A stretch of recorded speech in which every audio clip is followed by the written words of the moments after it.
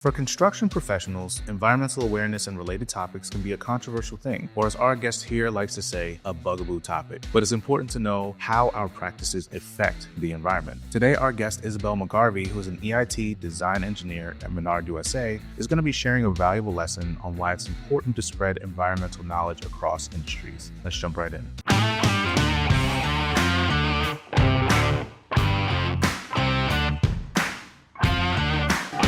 So, I'm pretty early in my career. I'm not really in a leadership position, but I guess from the perspective of the kind of leading the charge on the environmental topics at Menard, I would say something that I've found really important is really rally the troops, as it were, to really understand where people are coming from. Given that environmental can be a little bit of a bugaboo topic in the construction industry and not everybody may really care about climate change, I think adapting the message a little bit, as I kind of have throughout this discussion, to say, this isn't something that we're trying to force anybody into. It's something that's really beneficial for us. And so hopefully, we can all be on the same team with that. And I think that has been a very valuable message, and that people are, willing to receive that and to participate regardless of their personal opinion.